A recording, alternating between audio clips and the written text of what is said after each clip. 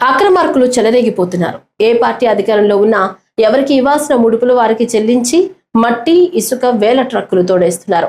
ఎలాంటి అనుమతులు లేకుండా అంబేద్కర్ కోనసీమ జిల్లా ఆలమూరు మండలం ఆలమూరు, చేపల్ల, మూలస్థాన గ్రామాల్లో రాత్రి పగలు తేడా లేకుండా బీ ఫారం భూముల్లో తవ్వకాలు జరుపుతున్నారు. భూ యజమానులు అడ్డుకుంటే వారిపైన కేసులు పెడుతున్నారు. అక్రమార్కులకు అధికారం, పోలీసులు, రెవెన్యూ, గనుల శాఖ అధికారుల అండ తోడు కావడంతో రెచ్చిపోతున్నారు. తమ బాధంతా జీటీవీకి మొరపెట్టుకుంటున్నారు. దీనిపై జీటీవీ ప్రత్యేక కథనం.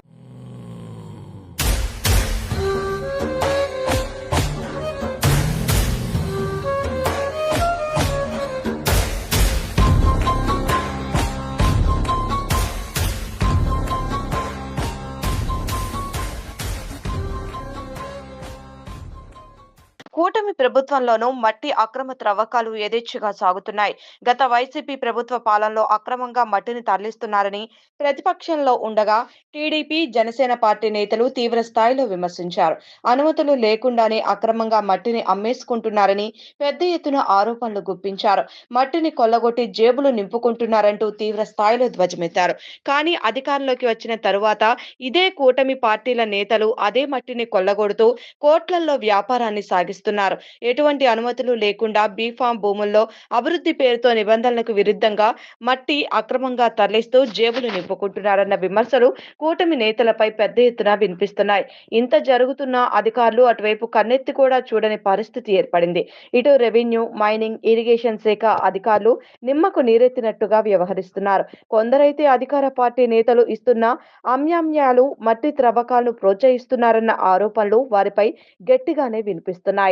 అంబేద్కర్ కోనసీమ జిల్లా ఆలమూరు మండల కేంద్రంతో పాటు ఆలమూరు, చేపల్ల, మూలస్థాన గ్రామాల్లో ఇటు బట్టీల వ్యాపారులు రెచ్చిపోతున్నారు. బీ ఫారం భూముల్లో మట్టిని తోడేస్తున్నారు. గత కొంతకాలంగా అక్రమంగా మట్టి త్రవ్వకాలు యథేచ్ఛగా జరుగుతున్నా అధికారులు అటువైపు కన్నెత్తి కూడా చూడని పరిస్థితి ఏర్పడింది. పోలీసులకు చెప్పినా ప్రయోజనం లేదని తిరిగి తమపై కేసులు పెడుతున్నారని అంటున్నారు. ఇక్కడి నుండి పెద్ద ఎత్తున మట్టి, ఇసుక బట్టీలు, లేఅవుట్స్, పిల్లంగులకు రాత్రింబవళ్లు వందలాది లారీలు తిరుగుతున్నాయి. తమ సమస్యను పట్టించుకోవాలని, తమ భూముల్ని కాపాడాలని రైతులు కోరుతున్నారు.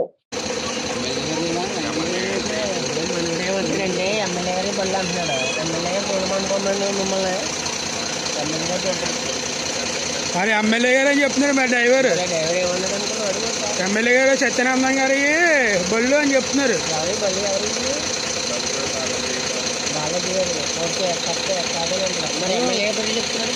అదే ఎమ్మెల్యే గారు మట్టిని తోలేసుకోమన్నాడా?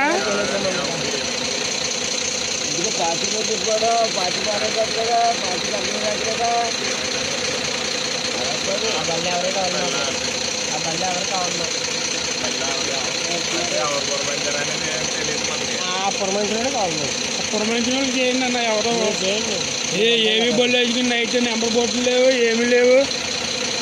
ఇదే వెనకాల చూడ సార్, వెనకాల నెంబర్ బోర్డు లేదండి. ఈ సీసీ రోడ్లో కాదండి, ఈ సీసీ రోడ్లో ఇంత హైవేలు వేసుకుని వచ్చేస్తే అది అంత కటింగ్ వేసుకుని వచ్చేస్తున్నాడు. అయితే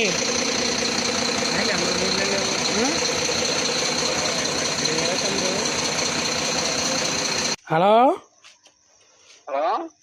సార్, ఏం పేరు? మీ పేరు? హలో, నా పేరు సతీష్. ఏనే సతీష్ అండి. అదే అండి, ఇప్పుడు మళ్ళీ బాలాజీ వాళ్ళే పంపమన్నారు కదండి. ఇప్పుడు వాళ్ళు ఆపేస్తున్నామన్నారా? అది మాట్లాడేది కదా. ఇప్పుడు బల్లి వెళ్ళొస్తున్నావు, నెంబర్ ఇచ్చాను కదా నేను. ఏంటి సార్ ఇప్పుడు బల్లి? అవును సార్. సార్ ఓ మాట అండి, ఇప్పుడు బల్లి పంపించినాను, బండి వదిలేయండి, బల్లి పంపించిన అన్నారు కదా. మరి ఈ బండి ఎలా పంపించారండి? ఇప్పుడు ఆగండి ఒకసారి, మీరు మాట్లాడండి. బల్లిగలతను ఇప్పుడు ఆయన ఏమన్నారంటే ఈ బండి కుదిలేండి, బళ్ళు రావన్నారు. మళ్ళీ సతీష్ మీరే నంబర్ ఇస్తాను. నంబర్ అవుతుంది ఏమో, ఈ ఓనర్ గారు బండి ఉంటారు. బండి ఉంటారు అన్నా, నంబర్ ఇస్తాను, నంబర్ చేసి మాట్లాడు. ఏమండి? హలో, ఏమండి మీ డ్రైవర్ గారు, ఇంకో డ్రైవర్ ఉన్నారు కదండి ఇప్పుడు వెళ్ళిన బండి, మీరు ఎక్కడే ఉండండి, సీఏ గారు వస్తున్నారా? నేను మమ్మల్ని సీఏ గారు వస్తే మమ్మల్ని ఏం చేస్తారా? సరే నాకు ఏం తెలియదు కానీ నంబర్ మరి ఇస్తాను. డ్రైవర్ ఎలాగన్నాడా? మీరే చెప్పారంట కదా సేగని పంపిస్తున్నాను ఆ పని. చెప్పలేదు. ఆ, అన్నారు కదండి. ఇప్పుడు మీ డ్రైవర్ గారు అన్నారండి, ఇస్తాను, మాట్లాడండి. సిఐ గారు వస్తున్నారు, సిఐ గారు చూసుకుంటారు అన్నారండి ఆయన. మరి సిఐ గారు వస్తే సార్ బాగుంటది కదా, ఇస్తాను. సిఐ గారు వస్తే బాగుంటది కదా సార్. బండి గల ఆయనతో మాట్లాడదు కానీ నేనైతే గుమస్తానే, నాకు తెలీదు. నంబర్ ఇస్తాను, మాట్లాడుకోండి. నెంబర్ చేయొచ్చు. మీ డ్రైవర్ చేస్తాను. అదే నెంబర్ చెప్పు తమ్ముడు. అది మీడియా వారికి వినపాలు.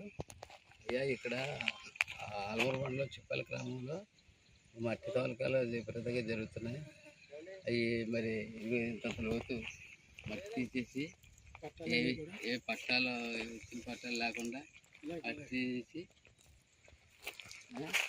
చాలా దళారులు మట్టిని తవ్వేసుకుని అమ్మేసుకుని పెట్టుకుంటున్నారు. ఇది ప్రభుత్వానికి